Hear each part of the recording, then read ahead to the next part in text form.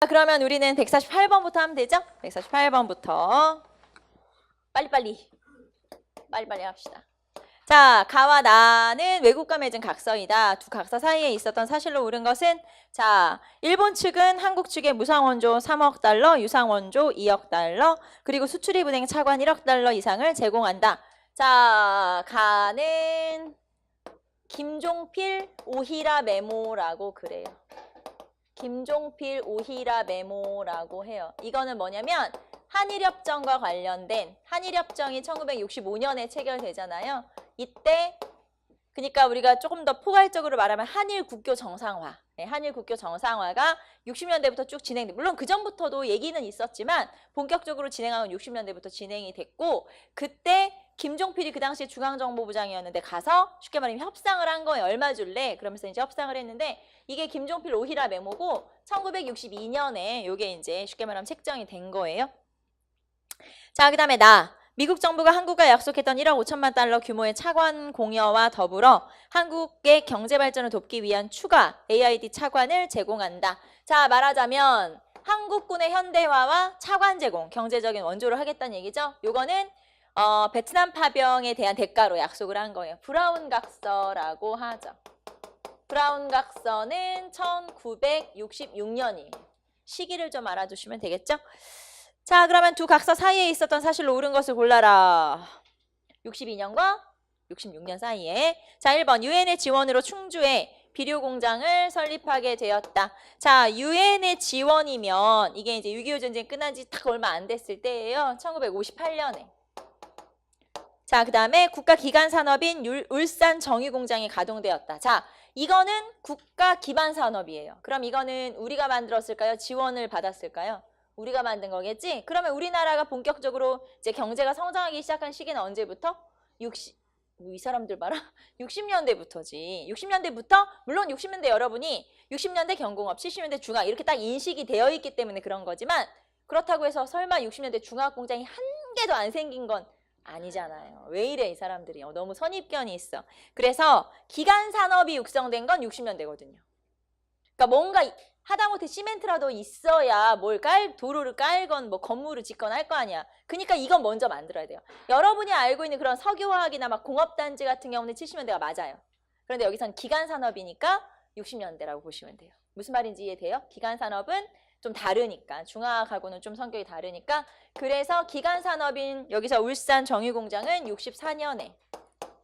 자, 마산의 수출 자유지역이 만들어졌다. 이게 이제 여러분이 알고 있는 중화학이에요. 이게 70년대, 72년에 마산과 익산의 수출 자유지역이 만들어지죠. 지정이 되죠. 자, 그 다음에 경부고속국도가 개통되었다. 경부고속도로 70년. 그래서 이 중에서 요 둘 사이에 들어갈 걸 골라라 라고 했으니까 2번 찾으면 되겠죠. 49번.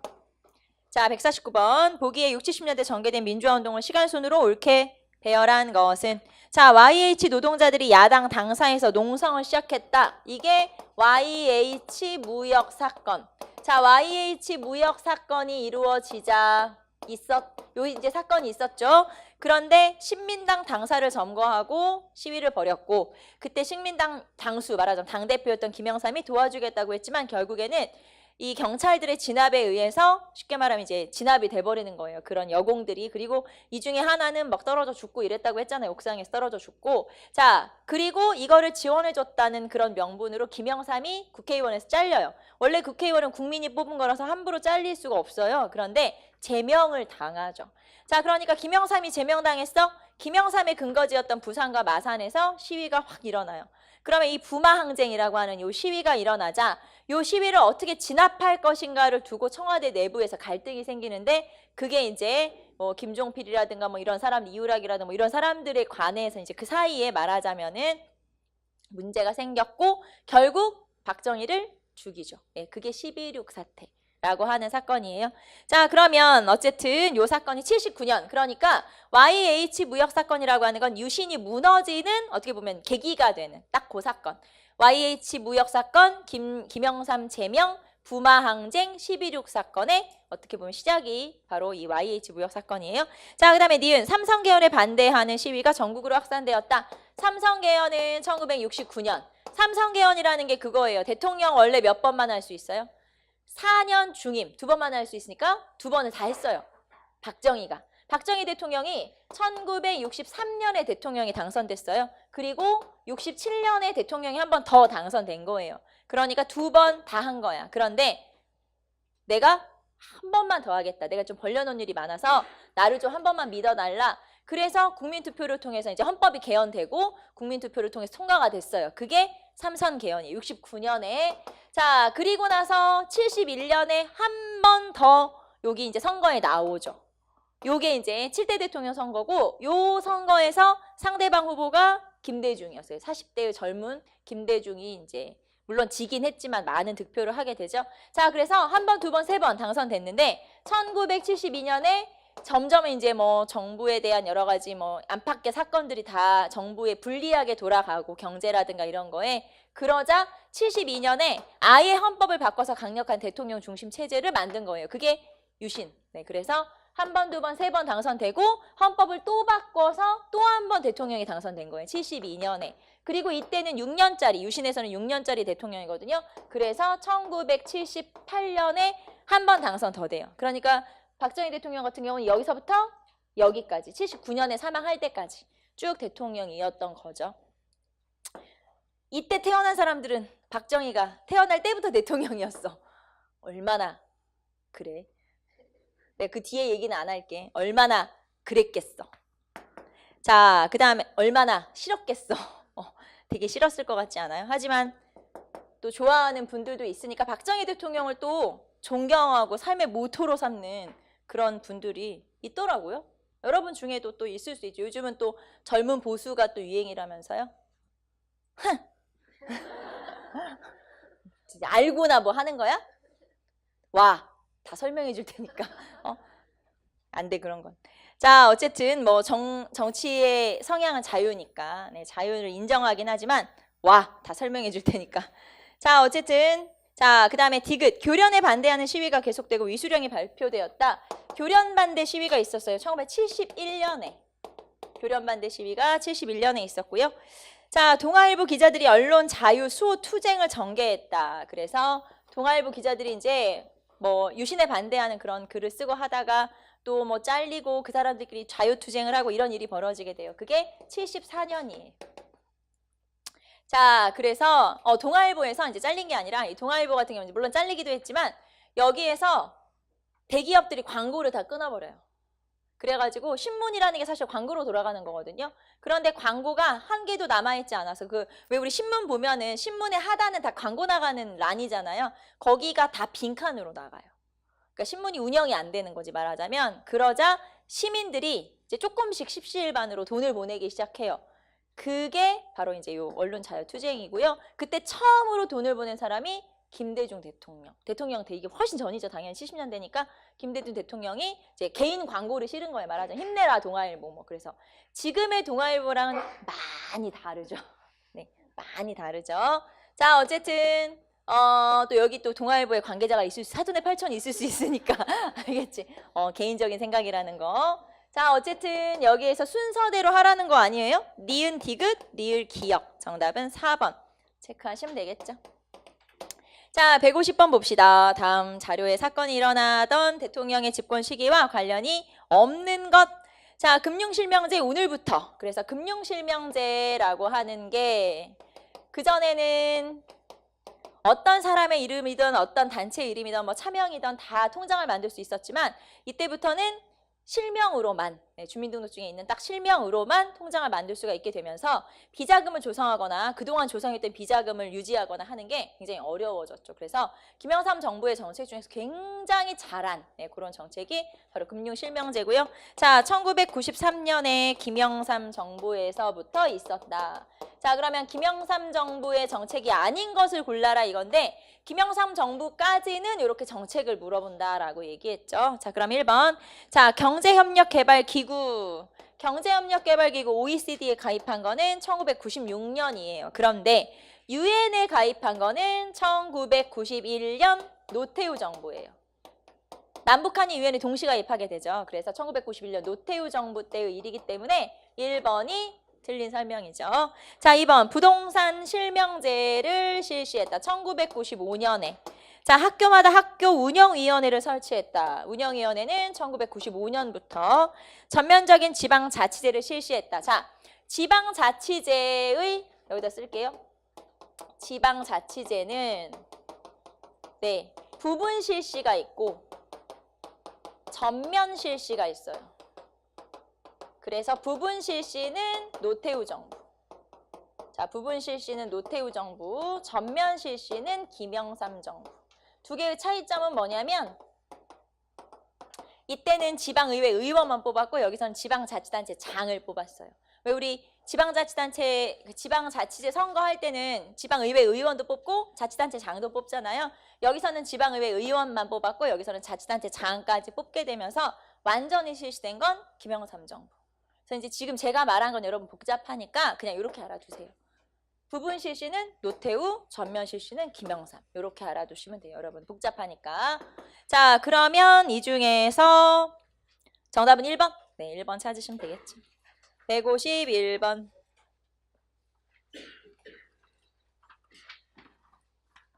자, 다음 선언이 발표된 당시의 정부 시절에 일어난 역사적 사건을 보기에서 모두 고르면 자, 여야 합의하에 조속히 대통령 직선제 개헌을 하고 새 헌법에 의해 대통령을 통해 평화적 정부 이양을 실현토록 하겠습니다. 직선제 개헌이라는 제도의 변경뿐 아니라 이의 민주적 실천을 위해서는 자유로운 출마와 공정한 경쟁이 보장되어 국민의 올바른 심판을 받을 수 있는 내용으로 대통령 선거법을 개정해야 합니다.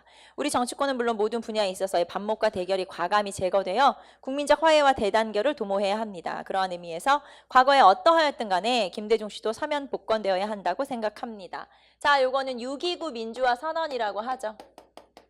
자, 6.29 민주화 선언이라고 해서 6월 민주항쟁의 결과 1987년 6월 29일 날 자, 그 당시에 민주자유당이에요. 민자당이라고 해서 이제 여당이에요. 말하자면 여당의 다음 대통령 후보로 나올 노태우 씨가 발표를 한 거예요. 그러니까 전두환 때 있었던 거죠. 말하자면 전두환 정부죠. 그래서 전두환 정부에서 있었던 6월 민주항쟁의 결과 6.29 민주화 선언이 발표가 됐는데 이 6.29 민주화 선언을 누가 발표했냐면 다음 대통령 후보인 노태우가 발표한 거죠. 그러니까 약간 그런 거죠. 전두환 정부의 사실 전두환이나 노태우나 같은 인물이긴 하지만 같은 성향이지만 마치 노태우 후보는 앞으로 이제 후보가 될 사람은 뭔가 좀 이렇게 개혁적인 인물인 것처럼 이렇게 해서 나중에 어차피 대통령 후보에 나가야 되니까 그런 식으로 이런 개헌안을 발표를 하도록 했고요. 그해 말에 10월에 결국에는 개헌이 되죠. 이때의 개헌이 9차 개헌이에요. 대통령 직선제 개헌. 그래서 결국에는 9차 개헌이 실시가 돼요. 1987년 10월에. 자, 그러면 이 정부 시절에 일어난 사건이니까 결국에는 어느 정부를 찾으면 되냐? 전두환 정부를 찾으면 되는 거예요. 자, 전두환 정부, 전두환 대통령 몇 년 했죠? 우리나라에서 7년짜리 대통령은 한 명이죠. 그래서 80년부터 말하자면 80년부터 87년까지라고 생각하시면 되고요. 자, 기억, 금융실명제 실시. 자, 금융실명제 실시는 1993년이니까 김영삼 정부. 자, 그 다음에 아웅산 묘소 폭파 사건은 1983년이니까 전두환 정부. 아웅산, 지금의 미얀마죠. 버마. 그때는 버마라고 했는데 지금 미얀마라고 하는데 그 미얀마에 대통령이 이제 순방을 하러 갔다가 대통령이 어떤 묘소를 참배하고 이제 한국으로 돌아오는 일정이었는데 아침에 그러니까 우리나라 국립묘지 같은 그런 데라고 생각하시면 돼요. 거기에서 대통령이 오기 전에 한 번도 그런 적이 없었는데 예행 연습을 하겠다고 그날 따라서 음악을 틀었어요. 쉽게 말하면 이제 의전에 관련된 음악을 딱 틀자마자 폭탄이 터진 거예요. 물론 범인은 북한이죠. 북한이 폭탄을 설치한 거였어요. 그래서 그때 대통령 빼고 정부의 주요 인사들, 뭐 기자들 거기서 대기하고 있었던 대통령 오기 기다리고 있었던 굉장히 많은 사람들이 경호원부터 시작해서 굉장히 많은 요인들이 또 사망을 하게 된 게 바로 아웅산 테러 사건이라고 보통 우리가 얘기하죠. 1983년에 자 중고생 교복 자유라. 요게 이제 전두환 정부죠. 자, 이 당시에는 국민들을 좀 이렇게 회유하기 위해서 교복 자유라, 두발 자유라, 해외여행 자유라, 그 다음에 야간 통행 금지 해제 이런 뭔가 좀 이렇게 막 뭔가 좀 해주는 것 같은 약간 문화통치 같은 그런 느낌? 예, 그런 식의 뭔가 좀 회유하는 정책. 뭔지 알죠? 무단통치 하다가 문화통치하면 막 해주는 것처럼 보이잖아요. 사실은 아니지만 비슷해요. 약간 좀 그런 회유 정책 이런 거. 그 다음에 뭐 프로야구 뭐 이런 프로 스포츠 같은 것들이 생기고 막 그때가 딱 전두환 정부 때거든요. 자, 그 다음에 베트남 파병 알잖아요. 베트남 파병은 박정희 정부잖아요.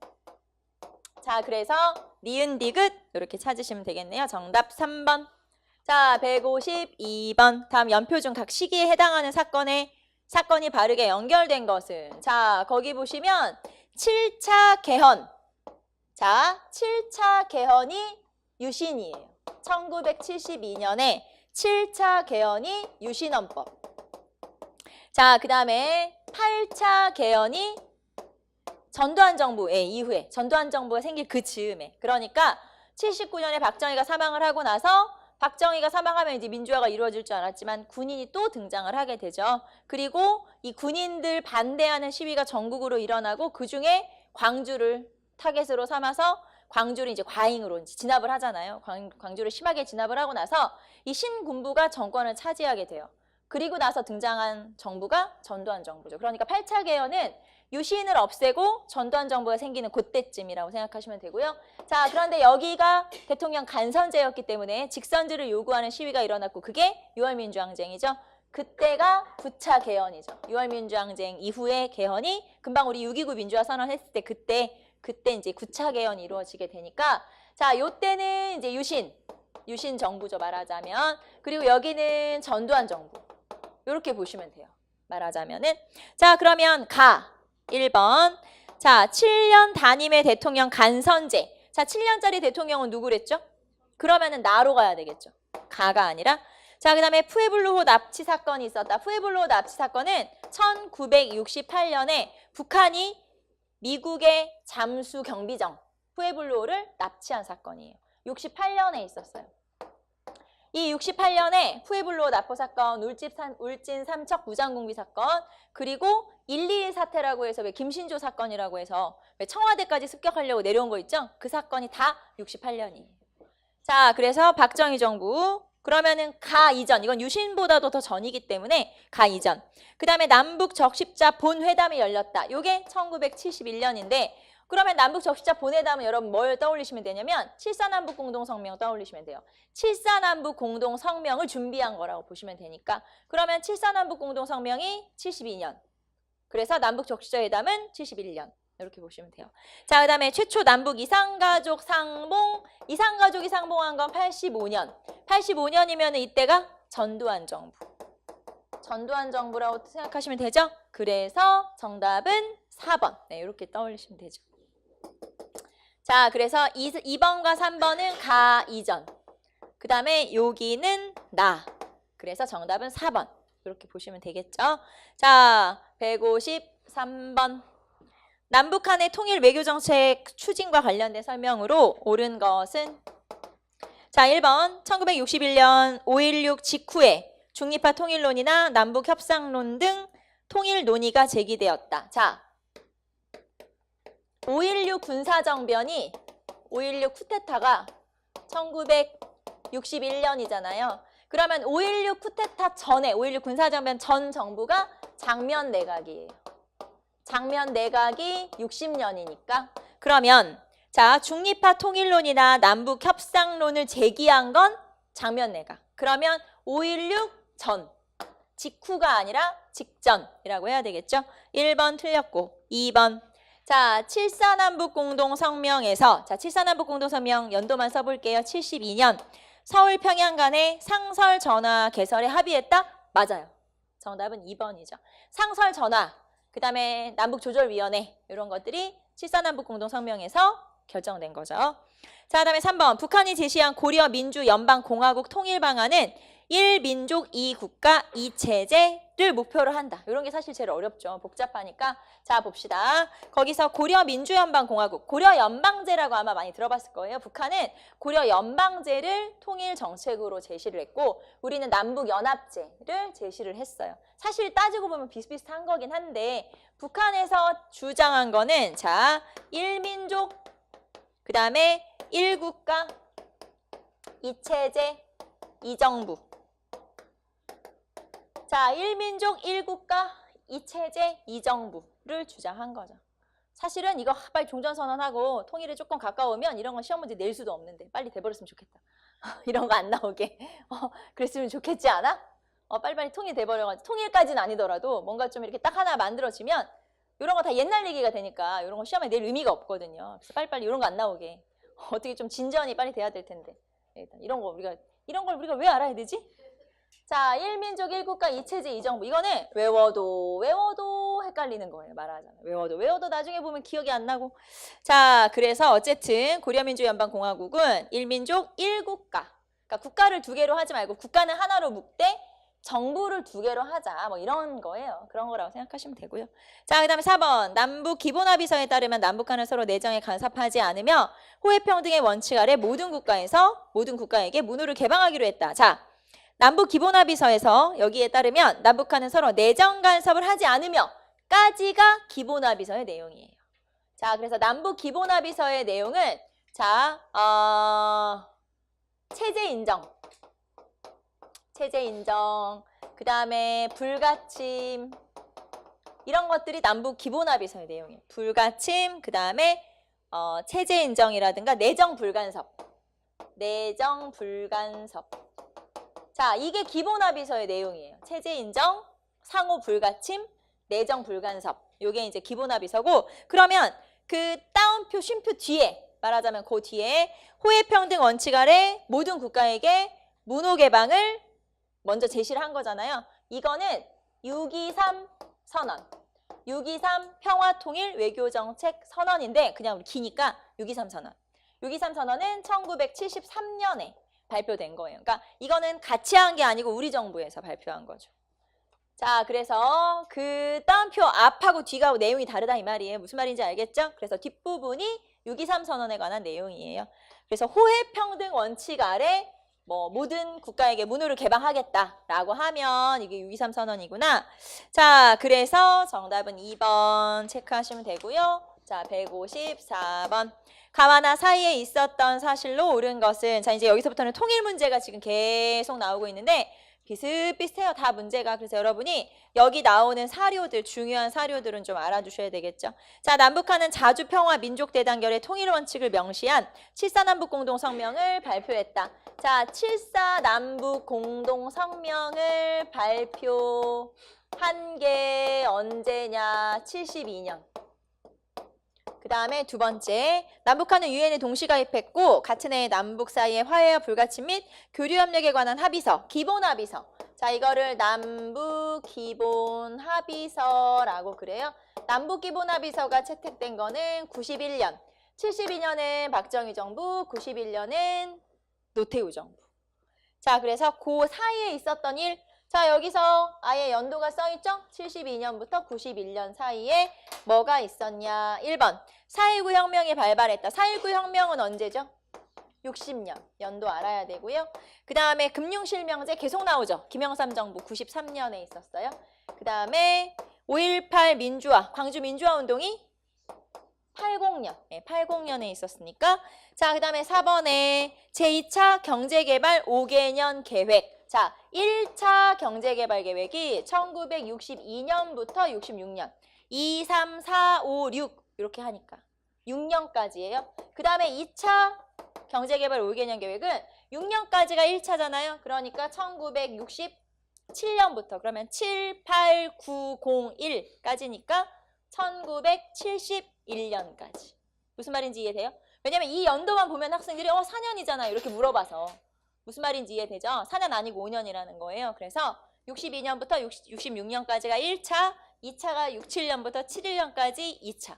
3차는 다시 이제 72년부터 이렇게 되겠죠. 말하자면은. 그래서 여기에서 2차 경제개발 5개년 계획이니까 요거. 자, 그러면 이 사이에 들어갈 사건이 뭐냐라고 물어봤으니까 정답은 3번. 이렇게 찾으면 되겠죠? 정답 3번.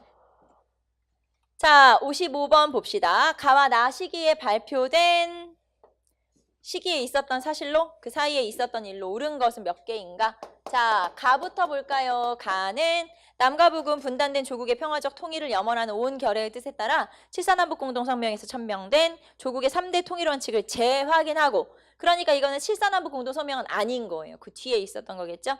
자, 쌍방 사이의 관계가 나라와 나라 사이의 관계가 아닌 통일을 지향하는 관계에서 잠정적으로 형성되는 특수관계라는 걸 인정하고 평화통일을 성취하기 위한 공동의 노력을 경주할 것을 다짐하면서 다음과 같이 합의한다. 그러니까 실사남북 공동성명 뒤에 있었던 선언을 말하죠. 여기서는 남북기본합의서.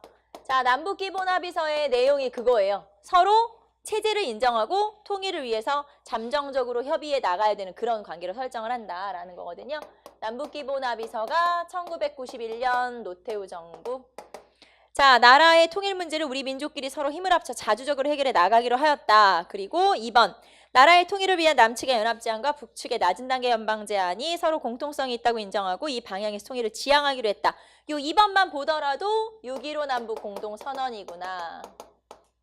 알 수가 있죠. 자, 6.15 남북 공동선언은 남북정상회담, 1차 남북정상회담이 되겠죠. 그 정상회담 이후에 발표한 거죠. 자, 그러면 기억부터 봅시다. 금강산 육로관광이 2003년.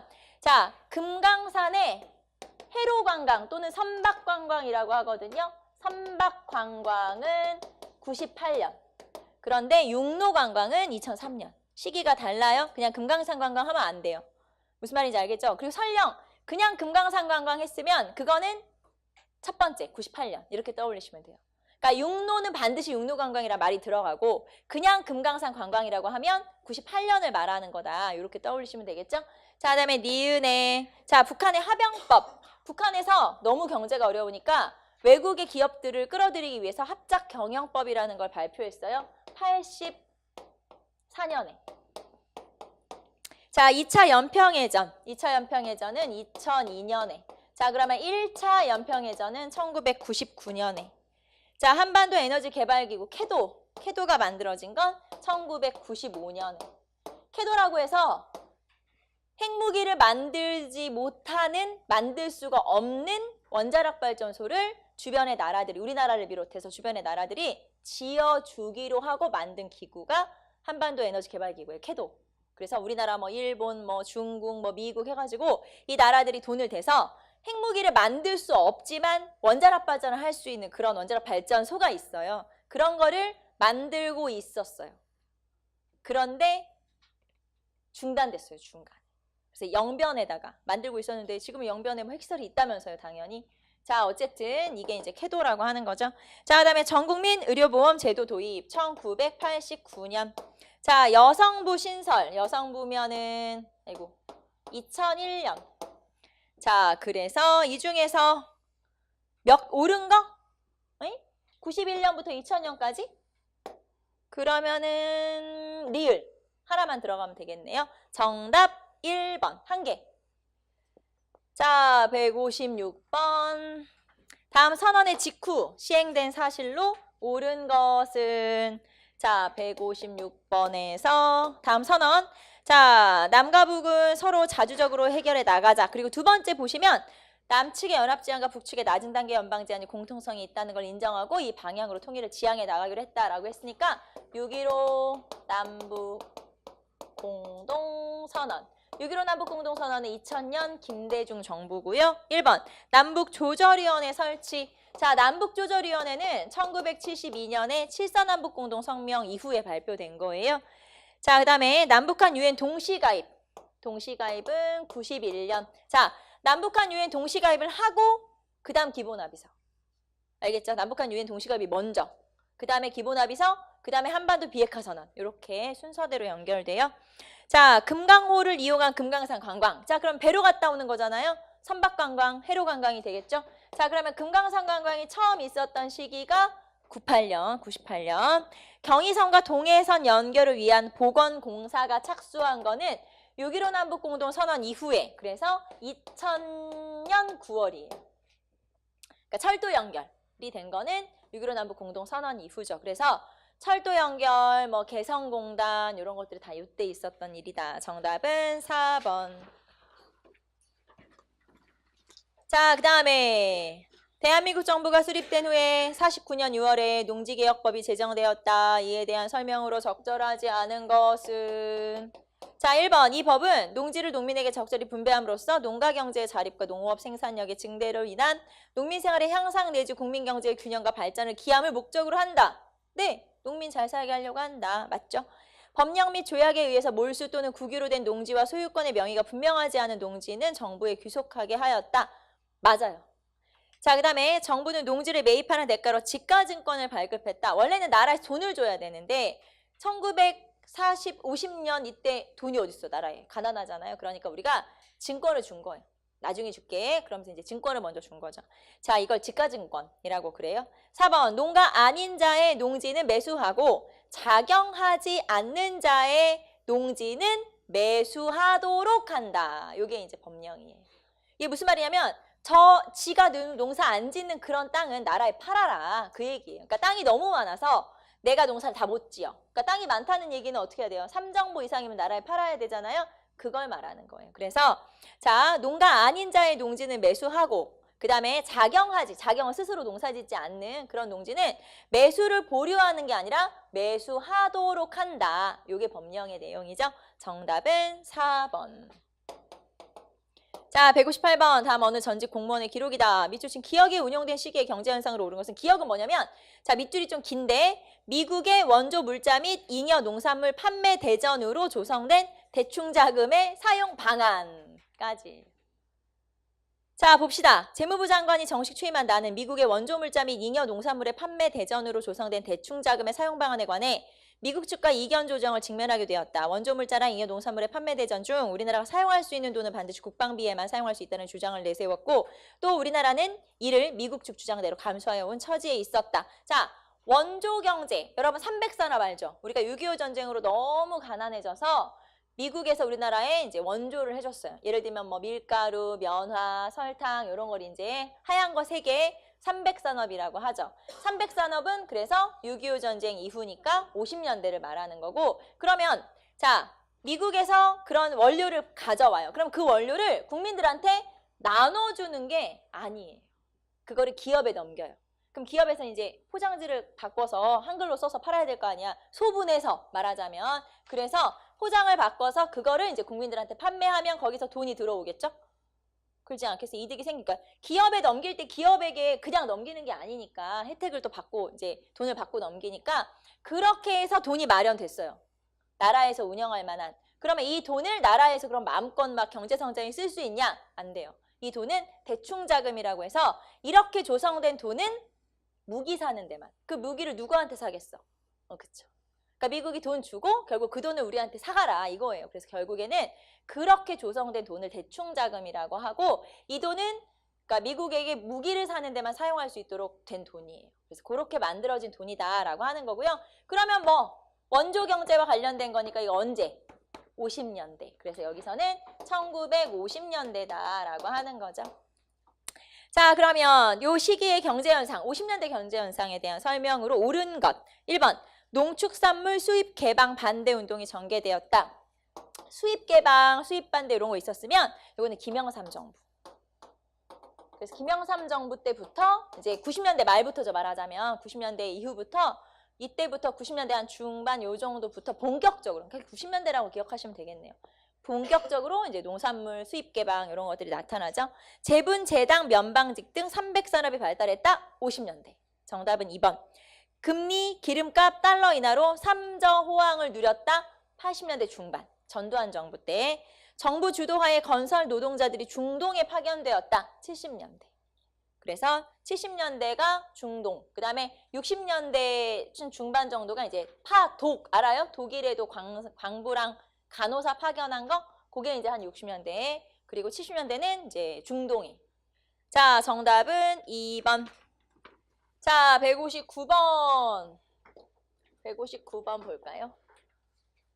자, 지방 군사제도 변천 과정을 순서대로 나열한 것은 자, 국방요진 영진에 소속되어 복무하는 영진군이 있었다. 자, 국방요지에 영진에 소속되어 복무하는 영진군이 있었다라고 했는데 기억해 보시면 자, 영진군이라고 하는 건 조선 전기. 그 다음에 양반부터 천인에 이르는 신분으로 구성된 소고군이 편성되었다. 조선 후기. 자, 10정은 각 주마다 1정씩 배치되었는데 한 주에 2정이 설치되었다. 통일신라. 자, 5도의 일반 군현에 주둔하는 주현군과 양계 지역의 주진군으로 구성되었다. 고려. 그래서 정답은 자, 순서대로 하면은 통일신라, 고려, 전기, 후기 이렇게 가면 되겠죠? 4번. 자, 다음은 고려 조선시대 토지제도의 폐단을 기술한 것이다. 이를 시정하기 위해 실시한 내용으로. 이게 이제 원래 경제 파트에 들어가야 되는데 여기 실렸네. 160번에. 자, 가부터 볼까요? 권문세족의 대토지 소유와 토지 겸병으로 국가 재정이 부족해졌다. 그래서 과전법을 실시했다. 이거는 1391년인데 뭐 의미 없겠죠? 공양왕이라고 합시다. 자, 그 다음에 두 번째, 수신전, 휴량전, 공신전 세습과 증가로 신진관료에게 지급할 수조지가 부족해져서 직전법을 실시했다. 세조. 수조권을 받은 관료가 권한을 남용하여 과다하게 수취하는 일이 빈번하여 실시했다. 관수관급제. 자, 그래서 성종. 거듭되는 흉년과 외구의 침입 등으로 국가 재정이 악화되어 직전이 유명무실해졌다. 직전이 유명무실해서 직전을 없앴어요. 그게 직전법 폐지가 되겠죠. 직전법 폐지. 그러면 명종. 16세기라고 우리 책에 나왔지만 정확히 하면 명종이죠. 자, 그러면 1번. 권문세족이 겸병한 토지를 몰수하고 전국의 토지의 수조권을 관료에게 지급했다. 자, 과전은 경기 지역의 토지만 나눠준 거예요. 1번 틀렸고요. 2번 공신전을 몰수하고 신진관료에게 수조권 지급을 중지했다. 자, 직전법이라고 하는 건 현직 관료에게만 준 거고 수신전, 휴량전을 없앤 거예요. 공신전은 쭉 줘야죠. 당연히 공신전은 공신한테 쭉 줘야지. 그래서 2번 틀렸고 3번 관료의 직접적 수조권 행사를 금지하고 관청에서 수조권을 대신하게 한다. 자, 수조권을 국가나 관청이 대신하는 거? 관수관급제. 그래서 3번 정답. 4번 관료에게 수조권과 함께 녹봉도 지급했다. 직전법을 폐지했다는 건 수조권을 지급하는 제도를 없앤 거예요. 수조권을 폐지하고 녹봉만 지급했다. 이렇게 해야 맞겠죠? 정답은 3번. 자, 161번에 유네스코에서 지정한 한국의 세계 기록유산이 아닌 기록물은 자, 1번. 왕의 비서실인 승정원에서 일지 형식으로 쓴 기록 뭘까요? 네, 승정원 일기겠죠. 그 다음에 두 번째, 박지원이 청나라 다녀온 후에 기록한 기행문? 네, 열하일기는 아니죠. 정답은 2번이 세계 기록문화유산이 아니에요. 자, 조선시대 유학자들의 저작물을 간행하기 위해 판각한 책판. 자, 이걸 뭐라고 하냐면 유교 책판이라고 그래요. 그러니까 왜 그리 판에다가 이렇게 조각한 거 있잖아요. 팔마대장경 판처럼 그런 거라고 생각하시면 돼요. 자, 그 다음에 조선왕실 주요 행사를 기록하고 필요한 경우 그림을 넣은 책. 네, 조선왕조 의궤 맞아요. 조선왕조 의궤. 그래서 승정원일기, 유교책판, 의궤는 다 세계 기록문화유산이죠. 우리나라 세계 기록문화유산은 16개. 그래서 외워야 되겠죠. 이거는 저도 막 이렇게 하다 보면 한 개씩 빼먹어요. 많아서. 그래서 나도 막 이렇게 하다가 보면은 한 개가 빠졌어. 한 개가 뭐지? 막 고민해야 돼. 한 개가 뭐더라? 예를 들면 뭐 훈민정음, 조선왕조실록, 그 다음에 난중일기도 들어가죠. 그리고 동의보감도 들어가고 다 지금 적어보려고? 왜? 찾아보면 되는데. 그 다음에 좀 그러니까 가장 최근에 지정된 거 3개만 얘기해보면 가장 최근에 2017년에 제정된 게 국제보상운동 기록물이랑 그 다음에 조선 왕조의 어보와 어책, 그러니까 도장 찍는 거 있잖아요. 이제 그런 거. 그리고 통신사 기록물. 요 3가지가 제일 최근에 지정이 된 거여서 최근에 2017년에 그 3가지가 지정이 돼서 지금까지는 16개고 그 다음에 우리나라가 16개고 북한이 1개 있다고 했죠. 북한 쪽에서 지정된 거는 무예도보 통지라고 해서 하나가 더 지정돼서 우리는 그냥 우리 거 16개, 북한 거 1개 이렇게 딱 기억하고 있으면 되겠죠. 아, 근데 또 이 사람들한테 이렇게 얘기해 줬더니 우리나라 게 아닌 거 골라라 해서 꼭 무예도보 통지를 쓸 수도 있으니까 이거 북한 거라는 거 알겠죠? 이 사람들은 불안해. 어디서 어떻게 틀릴지 몰라. 이 사람들은 내가 얘기한 거를 다 어떻게 또 다르게 막 기억해가지고 앞으로는 무해도보 통지는 안 알려줘야겠다. 왜냐면 나중에 헷갈릴 수 있으니까. 자, 어쨌든 정답은 2번. 체크 한번 해보시고요. 162번 문제가 조금 어려운데 사실은 뭐 별로 의미는 없는 문제거든요. 기자에 대한 인식의 변천을 설명한 것이다. 옳지 않은 것은 고구려에서는 기자신에게 제사를 지냈다. 자, 기자신에게 고구려에서 제사를 지냈어요. 고구려의 제사면 뭐예요? 동맹, 그쵸? 국동대열에서 그럼 여기서 유화부인, 그 다음에 주몽, 그 다음에 여기 나오는 뭐 기자신, 영성신 뭐 이렇게 해서 여러 신들에게 제사 지내는데 그 여러 신들 중에 하나가 기자신이었던 거예요. 그래서 1번이 맞죠? 2번, 고려시대에는 평양에 기자 사당을 세우고 제사를 지냈다. 자, 어느 왕인지 알아야 되겠죠? 숙종. 그래서 숙종 때 기자 사당을 세웠는데 왜냐하면 고려도 유교국가잖아요. 그러면은 고려에서도 유교국가이기 때문에 우리나라를 교화시켜준 사람이 기자라고 설정을 한 거예요. 마찬가지 조선하고 비슷해요. 그래서 기자를 중시했었다 이 말이에요. 자, 3번 한백겸은 토지개혁론의 입장에서 기자의 정전에 주목했다. 한백겸 하면은 우리는 동국지리지라고 하는 역사 지리책을 쓴 사람인데 이 한백겸이라는 사람은 기자가 평양에다가 만들었다는 정전, 왜 토지제도 중에서 정전제 이런 거 있잖아요. 기자가 우리나라에서 정전을 실시했었대요. 네, 그렇대요. 그래서 그 한백겸이라는 조선 후기 실학자가 기자의 정전을 연구한 거예요. 쉽게 말하면. 자, 그래서 3번 맞고요. 4번에 이익은 사만정통론에서 기자가 조선에 봉해졌다는 주장을 부정했다. 자, 사만정통론을 이익이 주장했고 이거를 안정복이 계승을 한 건데 그러면 사만정통론에서 사만은 어디 그 정통론의 내용은 뭐냐면 단군, 기자, 그 다음에 마한, 그리고 신라, 그리고 고려, 조선으로 이어지는 건데 여기서 말하는 신라는 통일신라. 자, 단군, 기자, 마한, 그 다음에 신라, 통일신라, 그리고 고려, 조선으로 이렇게 정통이 이어진다라고 본 거예요. 자, 그러면 이익은 기자를 인정한 거예요? 아니면 인정하지 않은 거예요? 인정한 거죠. 그래서 거기 보시면 사만정통론에서 기자가 조선에 봉해졌다는 주장을 부정한 게 아니라 기자를 인정한 거예요. 자, 그래서 정답은 4번. 이렇게 여러분하고 이제 문제를 풀어봤죠. 자, 다음 시간부터는 여러분 이제 3단계 문제, 그 모의고사 형식으로 된 문제 있죠? 그래서 그걸 한번 쭉 여러분하고 풀어볼 거예요. 자, 그럼 여기까지 합시다. 수고하셨습니다.